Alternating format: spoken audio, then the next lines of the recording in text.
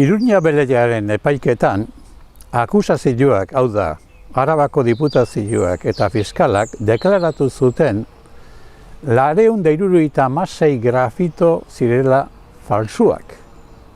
Arrazoia sinplea zen. Grafito bakar bat falsua baldin bada, gainerako guztiak ere falsuak dira. Grafito bakoitzaren detaileak ez du garrantzirik. Denak sartu zituen zaku batian akusazioak. Aldiz, epaile andreak ez zuen hala erabaki. 276 grafito horietatik soilik falsutzat jo zituen 36. Hau da, 10-etik 9 ez dira falsuak. Konturatzen algara zer esan nahi duen horrek.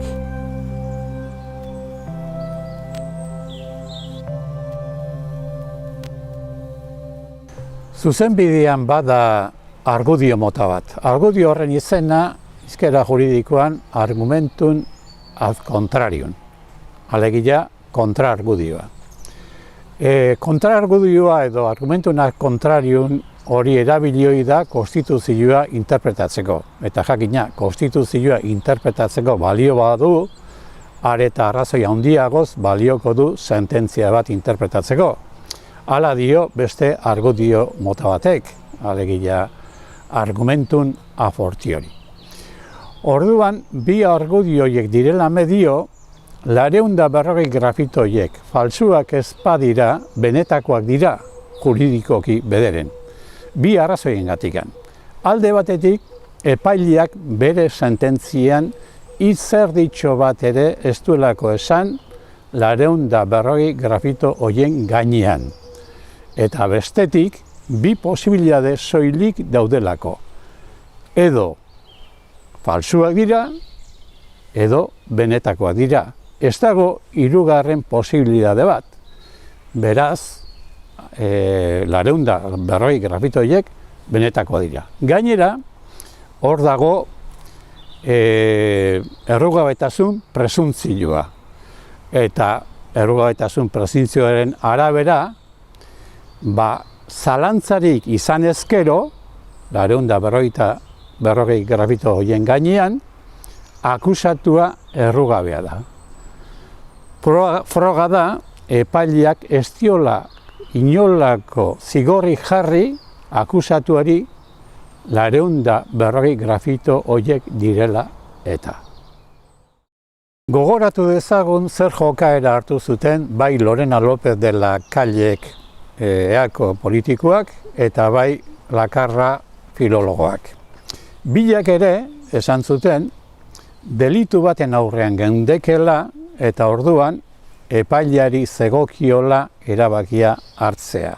Eta biak ere, beraz, uko egin zioten debate zientifikoari eta froga analitikoak egiteari.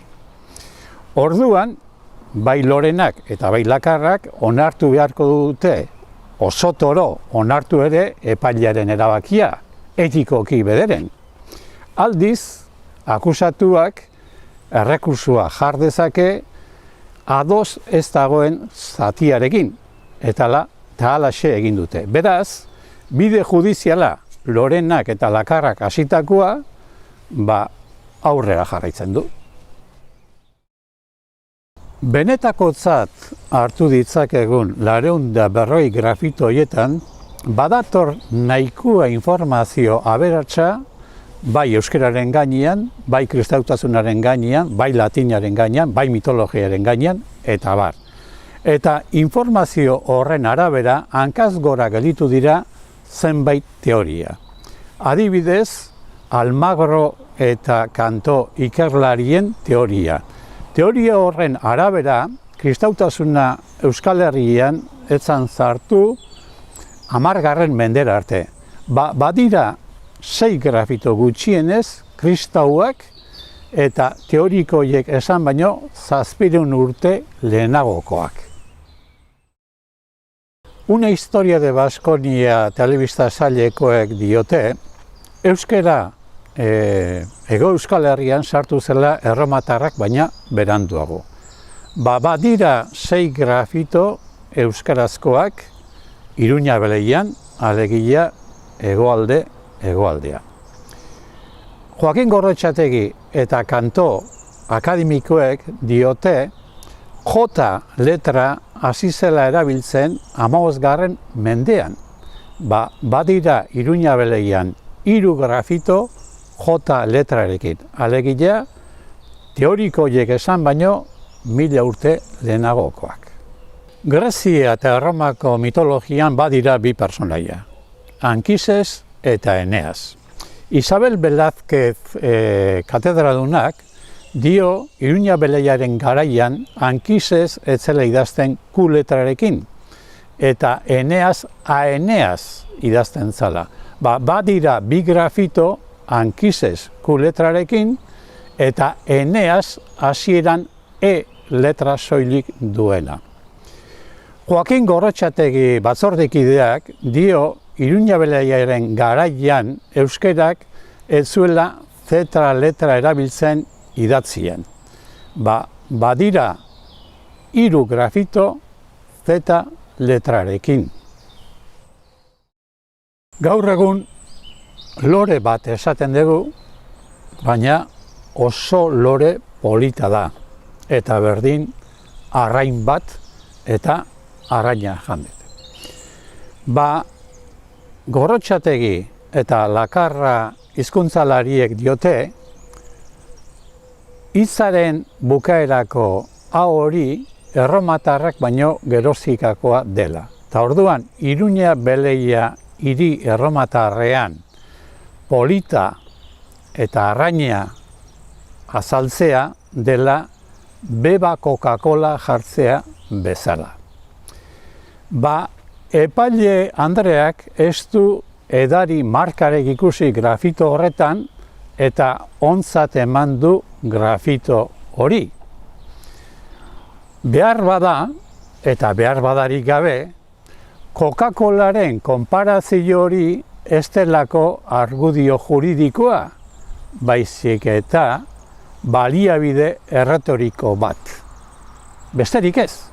Baina nahi bada, ahaztu dezagun argumentunak kontrariuna, eta ahaztu dezagun errogaitasun presuntzioa, eta eman dezagun, gustora eman ere, zenbaitek dioen bezala, 240 grafitoiek ez direla ez faltsuak, baina ez da ere benetakoak ere, eta erdibidean daudela ez zerurako eta ez lurrerako limbo batian. Limbo batian badaude, areta arrazoi handiagoz, heldu beharko zaio, debate zientifikoari eta froga analitikoak egiteari. Behar adina egin ere. Alemanian, Berlin hiriburuan bada museo bat, Nefertiti, Egiptoko erreginaren bustoa gordetzen duena. Baina 2009 urtean, Sterling kazetariak zabaldu zuen teoria bat esanez, busto hori faltsua zela.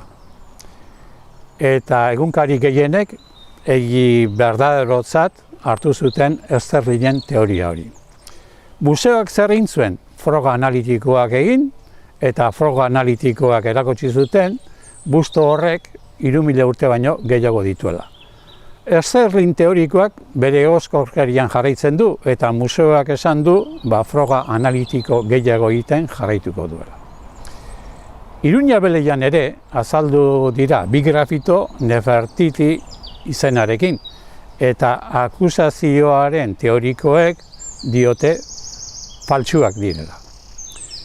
Eta, karo, epaileak esan du ez ditu faltsutza jo, orduan horiek ere zenbaiten ustez limbo batian egongo dira. Orduan, badago o ez dago arrazoirik froga analitikoak egiteko.